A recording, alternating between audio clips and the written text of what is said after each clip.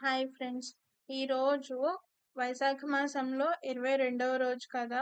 అలానే వైశాఖ మాసంలో 22వ రోజు అంటే 22వ అధ్యాయాన్ని పారాయణ చేసుకుంటాం. అదే దంతిల కోహల శాప విముక్తి. అసలు ఈ దంతిల కోహల అనేవారు ఎవరు? వారికి శాపం ఎలా కలిగింది? అనే విషయాల్ని ఈ కథలో తెలుసుకుందాం. So let's start. Narada Maharshi Ambarisha మహారాజుకు వైశాఖ మాస మహిమను ఇలా వివరిస్తున్నారు. శృతదేవుని మాటలను విని శృతకీర్తి మహారాజు ఇలా అడిగారు. మహాముని, ఇహపర సౌఖ్యములనిచ్చే వైశాఖ మహిమలను ఎంత విన్నా నాకు తృప్తి కలుగుటలేదు. నెపము లేని ధర్మము, శుభకరములైన విష్ణు కథలు, చెవులకింపైన శాస్త్ర శ్రవణము ఎంత విన్నా తృప్తి కలగదు. ఇంకా వినాలనిపిస్తుంది. నేను పూర్వజన్మలో చేసిన పుణ్యము ఫలించుటచే మహాత్ముడవైన నీవు అతిథివై నా ఇంటికి వచ్చావు. నీవు చెప్పిన ఈ అమృతోపదేశమును విని బ్రహ్మ పదవిని ముక్తిని నా మనసు కోరుటలేదు. కావున నా యందు దయ ఉంచి ఇంకా శ్రీహరికి ప్రియములైన దివ్యములైన ధర్మములను వివరింపగోరుతున్నాను అని ప్రార్థించాడు. శృతకీర్తి మాటలను విని శృతదేవ మహాముని మిక్కిలి సంతోషించి ఇలా అన్నారు. వైశాఖ ధర్మముల మహిమను వివరించు మరొక కథను చెప్పెదను వినండి. పంపా తీరమున శంఖుడనే పేరు గల బ్రాహ్మణుడు ఉన్నాడు. అతడొకప్పుడు బృహస్పతి సింహరాశిలో ఉండగా గోదావరి ప్రాంతంకు వచ్చాడు.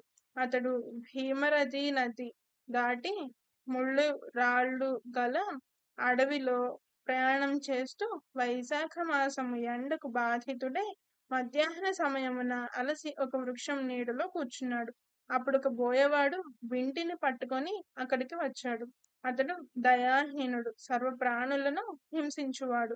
సూర్యుని వలె ప్రకాశిస్తూ రత్నకుండలములను ధరించి ఉన్న శంఖుని పీడించి వాని వద్దనున్న కుండలములను, కొడుకును, పాదుకలను, కమండలమును లాక్కున్నాడు. తరువాత ఆ బ్రాహ్మణుని పొమ్మని విడిచిపెట్టాడు. శంఖుడు కూడా అక్కడి నుంచి కదిలాడు.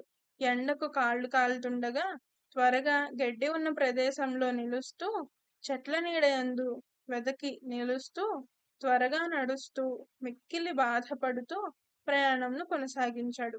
అతడు బాధపడుతూ వెళుతుండగా బోయవానికి వాని యందు దయ కలిగింది. అతని పాదుకలను తిరిగి అతనికి ఇయ్యాలని ఆలోచన కలిగింది. దొంగతనంతో గ్రహించబడినదైన శంఖుని పాదుకలు తనవే అని అతని అభిప్రాయము. ఆ కిరాతుడు దయావంతుడై శంఖుని నుండి తాను దొంగిలించిన పాదుకలను వానికి తిరిగి ఇచ్చాడు. ఇలా ఇచ్చుట వలన నాకు కొంత అయినా పుణ్యము కలుగును కదా అని భావించాడు.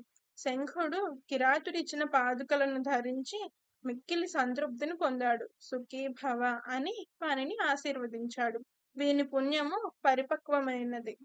వైశాఖమున ఇతడు దుర్బుద్ధి కల కిరాతుడైన పాదుకలను ఇచ్చాడు.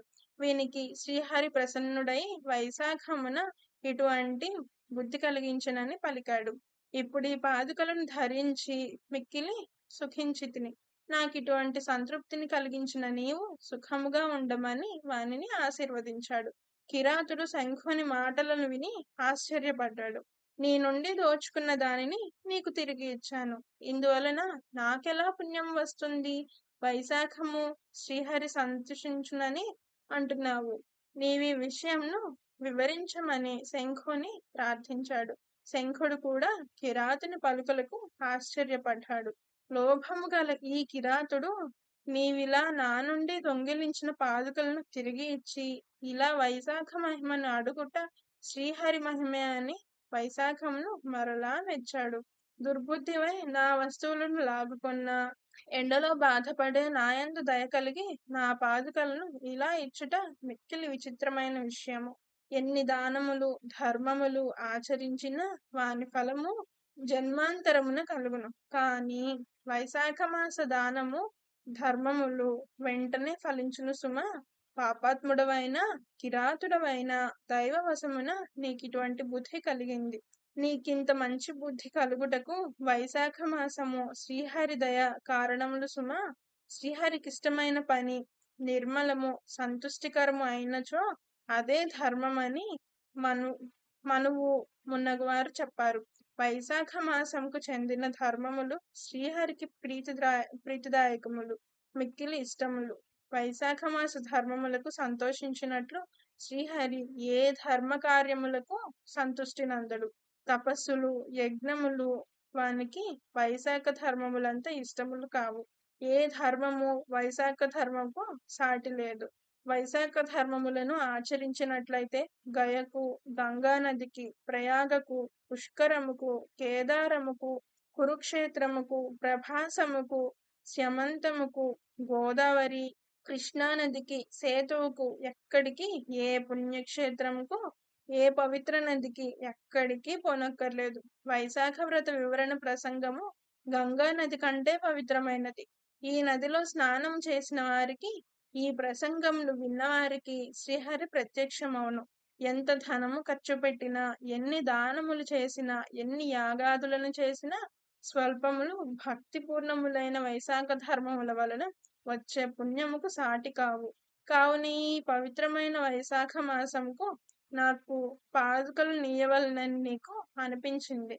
ఈ మాసం అంత గొప్పది కాబట్టే దీనికి మాధవ మాసం అని పేరు వచ్చింది. పాదుకల నిచ్చుటచే నీకు పుణ్యము కలుగును నిశ్చయము అని శంఖుడు వ్యాధునకు వివరించాడు. వ్యాధుడు అంటే ఎవరో కాదండో, కిరాతుడు, ఇందాక పోయేవాడు చెప్పులు అవి లాక్కున్నాడు కదా అతను. ఇంతలో ఒక సింహము పులిని చంపుటకై వేగంగా పోతూ మార్గమధ్యమున కనిపించిన మహాగజంపై పడింది. సింహముకు గజంకు భయంకరమైన యుద్ధం జరిగింది. రెండు యుద్ధం చేసి అలసి నిలుచుండి శంఖుడు కిరాతునికి చెప్పిన మాటలను వినుట జరిగింది. వారు వెంటనే వైశాఖ మహిమను వింట చేత గజసింహ రూపములను విడిచి దివ్య రూపములను పొందారు. వారిని తీసుకొని పోవటకై దివ్యములైన విమానములు వచ్చాయి. దివ్య రూపమును ధరించిన వారిద్దరూ కిరాతునికి వైశాఖ వ్రత మహిమను చెబుతున్న శంఖునికి నమస్కరించారు.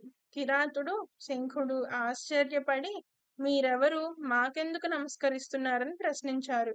గజసింహములుగా ఉన్న మీకి దివ్య రూపములు కలుగుట ఏమని ప్రశ్నించారు. అప్పుడు వారిద్దరూ మేము మతంగ మహర్షి పుత్రులము, దంతిలుడు, కోహలుడు అని మా పేర్లు. అన్ని విద్యలను నేర్చి యవ్వనంలో ఉన్న మా ఇద్దరిని చూసి మా తండ్రి అయిన మతంగ మహర్షి, నాయనలారా, విష్ణుప్రియకరమైన వైశాఖ మాసమున చలివేంద్రములను ఏర్పరచండి. జనులకు విసనకర్రలతో అలసట పోవునట్లుగా విసరండి. మార్గమున నీడనిచ్చు మండపములను ఏర్పాటు చేయండి. చల్లని నీటిని, అన్నమును బాటసారులకిచ్చి వాని అలసటను పోగొట్టండి. ప్రాతకాలమున స్నానం చేసి శ్రీహరిని పూజించండి. శ్రీహరి కథలను వినండి, చెప్పండి అని మాకు బహువిధాలుగా చెప్పారు. ఆ మాటలను విని మేము కోపగించాము. అతడు చెప్పిన ధర్మములను ఆచరించలేదు. పైగా మా తండ్రి మాటలను తిరస్కరిస్తూ మాకు తోచినట్లుగా నిర్లక్ష్యముగా సమాధానాలను ఇచ్చాము. ధర్మలాలసుడైన మా తండ్రి మా వినయముకు నిర్లక్ష్యంకు కోపగించాడు. ధర్మ విముఖుడైన పుత్రుని, వ్యతిరేకముగా పలికే భార్యను, దుష్టులను శిక్షించని రాజులను వెంటనే విడవాలి. దాక్షిణ్యము వలన అంటే ప్రేమ వలన, ధనలోభము చేత పైన చెప్పిన అకార్యములను చేసినచో సూర్యచంద్రులున్నంత వరకు నరకమును పొందుతారు. కావున నా మాటను వినక క్రోధావేశముతో వ్యవహరిస్తున్న మీరు దంతిలుడు సింహముగా, కోహలుడు గజముగా చిరకాలం అడవిలో ఉండమని మమ్ము శపించారు. పశ్చాత్తాపం చెందిన మేము ప్రార్థించగా జాలిపడిన మా తండ్రి, కొంతకాలముకు మీరిద్దరూ ఒకరినొకరు చంపుకొనబోదురు.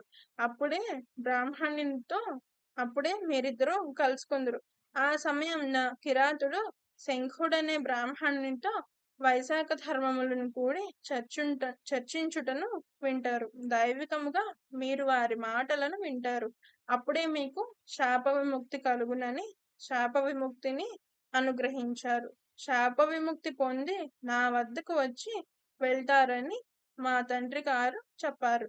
ఆయన చెప్పినట్లుగానే జరిగింది. కృతజ్ఞులమై నమస్కరిస్తున్నామని దంతిల కోహలులు చెప్పి తమ తండ్రి వద్దకు విమానములను ఎక్కి వెళ్ళిపోయారు. వానికి మాటలను విని కిరాతుడు మిక్కిలి విస్మితుడయ్యాడు. శంఖుడు కిరాతునితో, ఓయి, వైశాఖ మహిమను ప్రత్యక్షంగా చూసితివి కదా, వైశాఖ మహిమను వినుట వల్లనే దంతిల కోహలులకు శాప విముక్తి ముక్తి కలిగినవి కదా అని పలికాడు. కిరాతునిలో ఉన్న హింసాబుద్ధి నశించింది. వాని మనస్సు పరిశుద్ధమైంది. అతడు పశ్చాత్తాప్తుడై శంఖునికి నమస్కరించి ఇలా అన్నాడు అని శృతదేవుడు శృతకీర్తి మహారాజుకి చెప్పాడు. ఈ విషయంలో వైశాఖ మహిమను అంబరీషునికి వివరించు నారదుడు చెప్పాడు. ఫ్రెండ్స్, విన్నారు కదా, ఈ కథలో కిరాతుడికి ఎలా జ్ఞానోదయం కలిగిందో, మరి కిరాతుని పూర్వజన్మ ఏమిటో అనే ప్రశ్న వచ్చే ఉంటుంది కదా. ఆ విషయాన్ని తెలుసుకోవాలంటే రేపు సాయంత్రం వరకు వెయిట్ చేయాల్సిందే. రేపు సాయంత్రం 23వ అధ్యాయంలో కిరాతుని పూర్వజన్మ గురించి నారద మహర్షి అంబరీష మహారాజుతో ఏం చెప్తున్నారో తెలుసుకుందాం. అలానే వీడియో నచ్చినట్లయితే లైక్ చేయండి. ఈ స్టోరీ పైన మీ అమూల్యమైన అభిప్రాయాన్ని తెలియచేయండి. మీరు కనుక కొత్తగా చూస్తున్న వారైతే ఇప్పుడే మన ఛానల్ని సబ్స్క్రైబ్ చేసుకోండి.